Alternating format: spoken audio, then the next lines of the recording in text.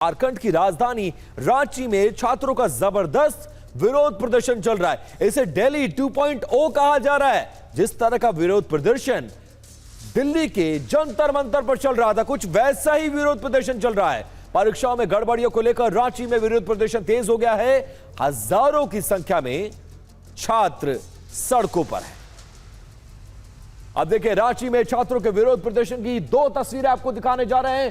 पहली तस्वीर छात्रों के मशाल जुलूस की है और दूसरी तस्वीर भी दिखा रहे हैं किस तरह से अनिश्चितकालीन भूख हड़ताल और धरने पर छात्र हैं। लेकिन सबसे पहले क्लोज फ्रेम में इस विजुअल्स के साथ आते हैं और ये देखिए कितनी बड़ी संख्या में, जहां तक निगाह जारी है, ये छात्रों का हुजूम। हाथों में मशाल है, कैंडल है, तिरंगा झंडा है, बैनर है, पोस्टर है और सरकार के खिलाफ एक बहुत बड़ा आंदोलन बिल्कुल जंतर मंतर की तर्ज पर खड़ा हो गया है। और झारखंड में ये छात्र बहुत बड़ा आंदोलन और ये कह रहे हैं कि बदलाव लाया जाए, क्योंकि वहां भी पेपर लीक हो रहा है, परीक्षाओं में गड़बड़ियां हो रही हैं। और जसपाल सिंह मूडा से स्टेडियम से शुरू हुआ ये मशाल जुलूस अलग अलग रास्तों से होते हुए अल्बर्ट एक्का चौक पहुंचा, जहां छात्रों ने जमकर विरोध प्रदर्शन किया।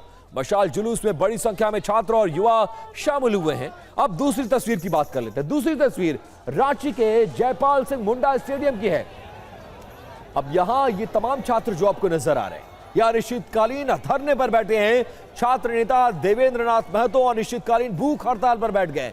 छात्रों के धरने का आज 10वां दिन है और बड़ी संख्या में छात्र इस धरना स्थल पर लगातार मौजूद हैं। छात्रों का कहना है कि अगर उनकी मांगें नहीं मानी गई तो आंदोलन और भी ज्यादा व्यापक होगा। सरकार को बातचीत करनी पड़ेगी और उनकी मांगों को मानना ही पड़ेगा।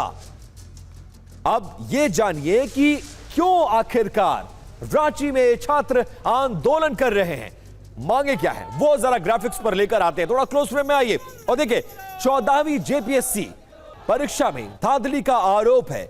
एग्जाम की ओएमआर शीट में गड़बड़ी का दावा किया जा रहा है।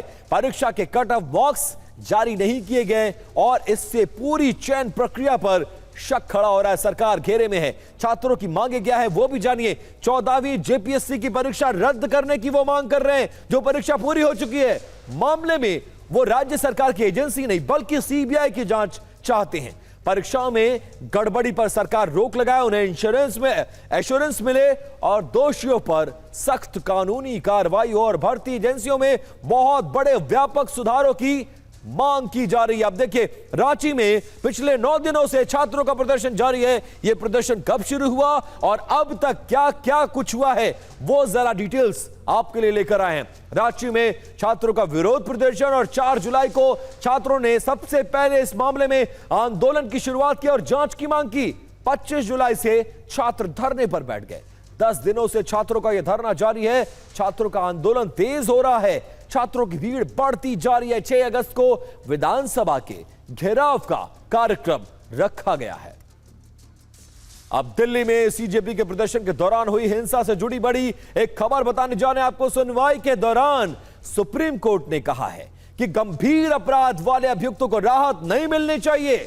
यह कहा गया कि जो छात्र थे, जो आंदोलन में शामिल थे, उन पर मुकदमा ना दर्ज किया जाए। अगर वो गिरफ्तार किए गए तो रिहा हुए और किया जाए और उन पर दर्ज मुकदमे वापस हों, लेकिन गंभीर अपराध वाले अभियुक्तों को राहत नहीं मिलनी चाहिए।